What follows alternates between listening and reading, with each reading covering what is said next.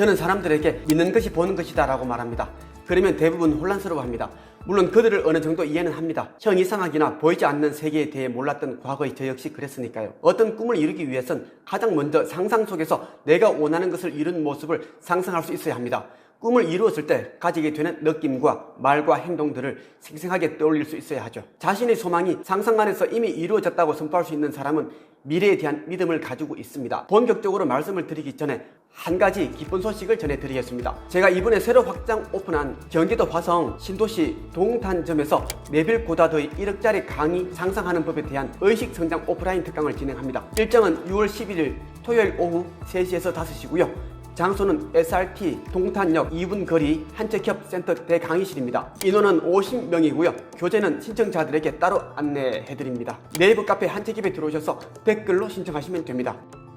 제가 좋아하는 형 이상학자 네빌 고다드는 상상의 힘이란 책에서 이렇게 말했습니다. 우리는 우리가 현재 인식한 우리의 모습을 끌어당긴다. 인생을 사는 방법은 원하는 대상을 쫓아가는 것이 아니라 소망이 이루어졌다는 느낌을 간직한 채 그것이 우리에게 오도록 하는 것이다. 네빌의 말은 현재 우리가 무엇을 생각할 때 그것을 강하게 끌어당긴다는 말이죠. 생각한다는 것은 상상한다는 겁니다. 생각과 상상을 내가 필요로 하는 것들을 현실에 불러내는 영적인 수단으로 생각해 보십시오. 하나님께서 우리에게 주신 가장 강력한 마법이 바로 이것입니다. 눈앞에 보여야 믿는 현실주의자들은 원하는 대상을 쫓아가는 사람들입니다. 그들은 죽었다가 다시 깨어나도 알지 못합니다. 쫓아갈 때 대상은 더 멀리 달아나 버린다는 것을 말이죠. 마음의 법칙에서 한번 볼게요. 지금 당장은 내게 없지만 상상을 통해 내가 가졌다는 것을 강하게 인식한다면 그것은 내 것이 됩니다. 이미 내가 그것의 주인이 되었다는 진술보다 더 강력한 힘은 없기 때문입니다. 그런데 대상을 쫓아가게 되면 그것은 나의 것이 아니라는 진술이 된다는 겁니다. 나의 것이 아니기 때문에 아무리 쫓아가더라도 내 것이 되지 못합니다. 돈을 쫓아가는 사람치고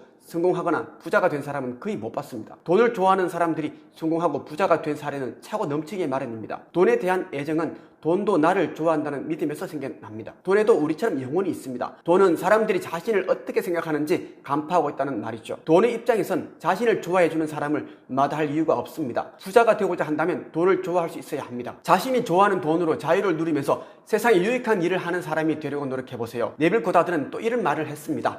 여러분이 바라는 모든 것은 이미 존재하며 여러분이 믿음과 일치되기를 기다리고 있다. 믿음과 일치되는 것이 여러분이 소망하는 모든 것에 생명을 부여해 외부의 실체로 만들 수 있는 유일한 조건이다. 믿음과 상태가 일치할 때 찾는 것이 보일 것이고 두드리는 것이 열릴 것이고 구하는 것을 받을 것이다. 우리가 바라는 모든 것들은 이미 영적인 세계에 존재합니다. 다만 영적인 세계에서 우리가 사는 3차원 세계로 소환하기 위해선 믿음이 필요하죠. 이미 그것이 존재한다는 것, 내가 명령하면 현실에 나타난다는 믿음 없이는 원하는 것을 창조할 수가 없습니다. 그리고 믿음과 내가 바라는 것, 즉 상태가 일치할 때 찾는 것이 보이게 됩니다. 스스로 모습을 나타내게 되는 것이죠. 저는 구하고 찾고 두드리기 전에 바라는 소망이 이미 실현되었다고 믿어야 한다고 말합니다. 저는 제 인생에서 가장 힘들었던 20대 시절 베스트셀러 작가의 꿈을 가졌습니다. 당시 또래들은 직장 생활을 하면서 자동차를 할부로 뽑아서 이성 친구들과 데이트도 하면서 편한 생활을 하고 있었죠. 하지만 저는 그저 그런 삶을 살기 싫었습니다. 남들과 특별한 삶을 살고 싶었습니다. 하루에도 수백 번 내가 쓴 원고가 책으로 출판되어 서점에서 팔리는 상상을 했습니다. 물론 4년 동안 출판사로부터 500번 정도의 퇴짜를 맞았지만 포기하지 않았죠. 이미 저의 상상 안에선 제가 쓴 글이 책으로 출간되어 베스트셀러가 되어 있었기 때문입니다. 상상 속에서 완결되어 있었던 겁니다. 그러니 포기해야 할 이유가 없었던 거죠. 당시 제가 해야 할 일은 포기하지 않고 바라는 미래를 믿으며 열심히 원고를 쓰는 것이었습니다. 결과는 이미 정해져 있기 때문에 과정을 즐기면 되는 것뿐이었습니다. 물론 그 과정에서 심한 좌절과 절망을 겪어야 했지만 이겨낼 수 있었습니다. 저는 24살 때 친구들에게 한 달에 2권의 책을 출간할 것이다 라고 이렇게 공언한 적이 있습니다. 그러자 친구들은 아직 한 권도 못 쓴 주제에 말이 되냐? 한 권이라도 출간해놓고 그런 말을 해라 이렇게 비아냥거리더라고요.